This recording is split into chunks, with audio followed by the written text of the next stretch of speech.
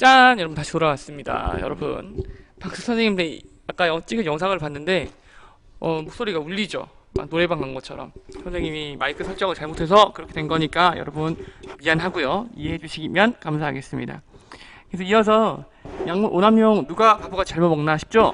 여러분 같이 한번 볼게요. 네, 오늘은 유엔이 정한 세계 마약 퇴치 날인데요. 넘기겠습니다. 유엔은 국내에서 마약 퇴치의 날이 법정 기념일로 지정됐습니다.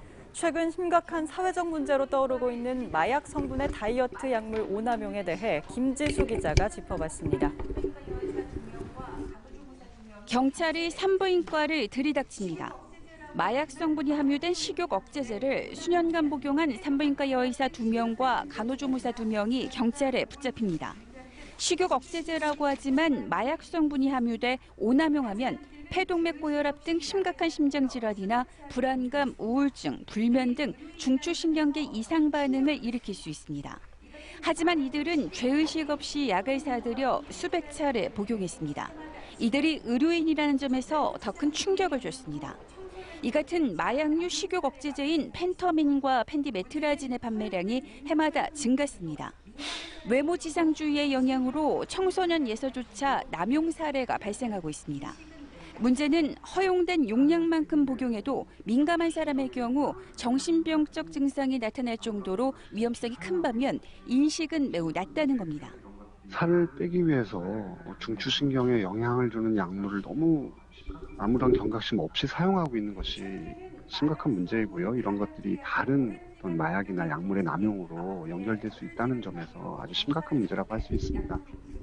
최근에는 마약 성분 다이어트 약을 오랜 기간 복용해온 여성이 아파트에 불을 지른 혐의로 경찰에 체포돼 약품 부작용에 대한 우려가 커지고 있습니다.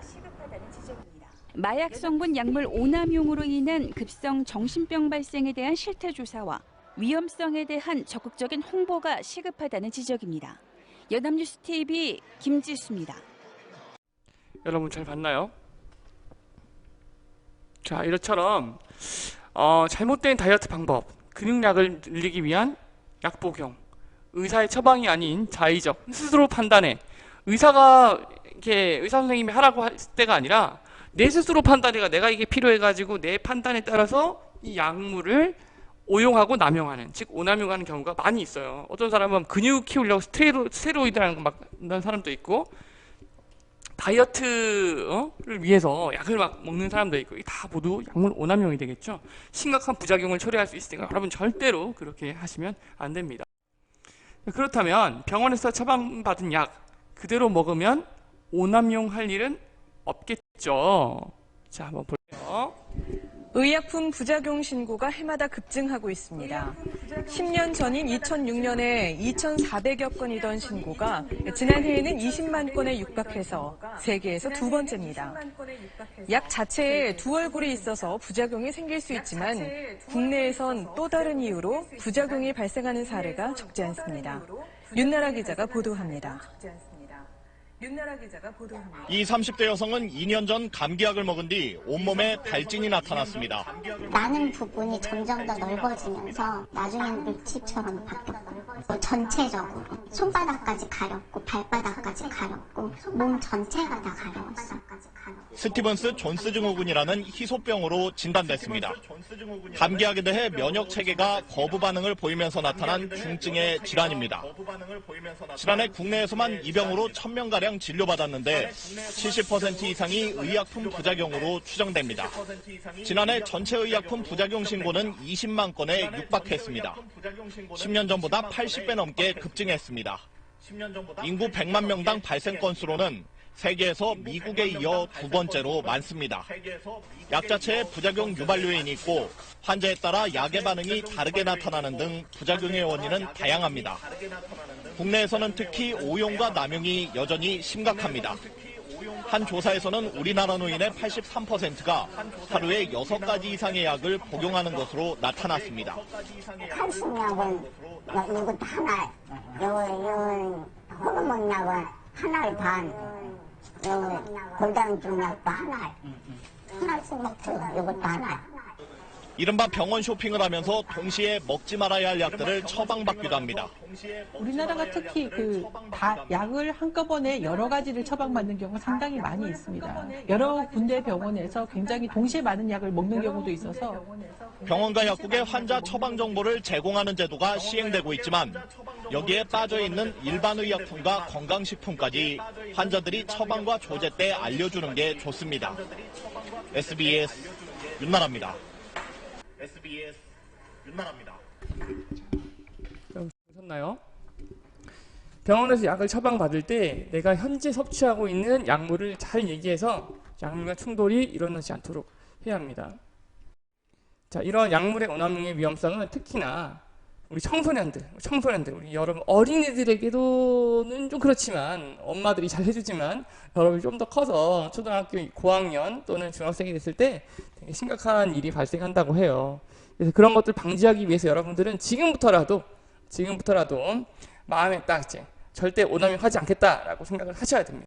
의료기관에서 약물 중독으로 치료받은 환자가 5년 사이 1.7배 증가했습니다. 이처럼 환자가 늘어나는 데는 약이 모든 걸 낫게 해줄 거라는 맹신으로 인한 약물 오남용이 가장 큰 원인으로 지목되고 있습니다. 이 같은 약물 오남용은 10대 청소년들에게서 더 두드러지게 나타나고 있습니다. 특히 정해진 약의 본래 용법과 달리 다른 목적으로 잘못 사용되고 있습니다. 전 세계적으로 많이 사용되고 있는 해열 진통제가 그 대표적인 사례입니다. 청소년들 사이에서 여드름 피부에 좋다고 알려져 피부 미용 용도로 잘못 사용되고 있습니다. 실제 인터넷상에는 진통 해열제로 팩을 제조하는 방법을 비롯해 효과를 봤다는 글들이 많이 올라와 있습니다. 하지만 이 같은 잘못된 사용은 만성 두드러기와 발진 등 심각한 부작용을 일으킬 수 있습니다. 해열 진통제만큼 잘못 사용되고 있는 의약품은 바로 두통 등에 주로 쓰이는 진통제입니다. 이 약 역시 해열 진통제와 마찬가지로 본래 약의 치료 목적과는 전혀 다르게 사용되고 있습니다. 인터넷에서는 결석이나 조퇴를 위해 이 약을 몇 알 먹어야 하는지 구체적으로 묻는 질문들이 눈에 띕니다. 이뿐만이 아닙니다. 청소년들은 한 발 더 나아가 다이어트 목적으로 이 진통제를 사용하는 경우도 있습니다. 결국 약물 과다 복용으로 구토와 설사, 탈수 등의 부작용이 나타난 것인데 이를 살이 빠졌다고 착각한 셈입니다.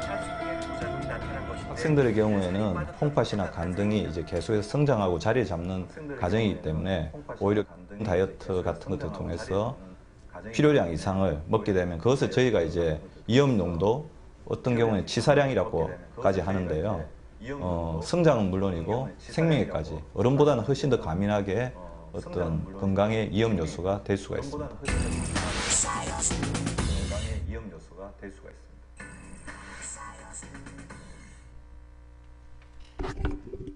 네, 여러분 잘 보셨나요? 이런 위험성 때문에 청소년들에게 큰 영향을 미칠 수 있는 연예인들의 마약 복용 관련 처벌은 또 이렇게 뉴스로 많이 보기도 되기도 하는데요. TV 보면은 어떤 연예인이 막 마약 복용을 했다 그런 것들이 막 보이잖아요. 자, 그러면 와, 연예인들이 하니까 나도 해야 될까? 어떻게 좋을까? 이렇게 생각도 들죠. 그래서 그런 거는 여러분이 자제하세요. 그렇게 해서 약 복용을 하다가 경찰에 잡혀가고 앞으로 뭐 연예인들도 다시 TV에 복귀하지 못하고 그런 것들도 되게 많이 있어요. 그래서 선생님이 하고 싶은 말은 의사 선생님 말대로 약을 먹어야 되고, 그리고 그것보다도 더 많이 먹는다거나 더 적게 먹는다거나, 적게 먹는 건 또 괜찮을 수 있지만 절대 많이 먹는다거나 하는 건 하지 마시고, 또 그리고 다른 용도로 먹거나 그런 오남용은 절대 하지 않아야 합니다. 그리고 우리가 약이라는 것은 우리가 잘 쓰기만 하면 되게 고맙고 좋은 것들이에요. 그래서 우리의 병이 빨리 낫도록 도와주는, 우리 건강을 지켜주는 약이 될 수 있도록 우리 올바른 약 복용법을 한번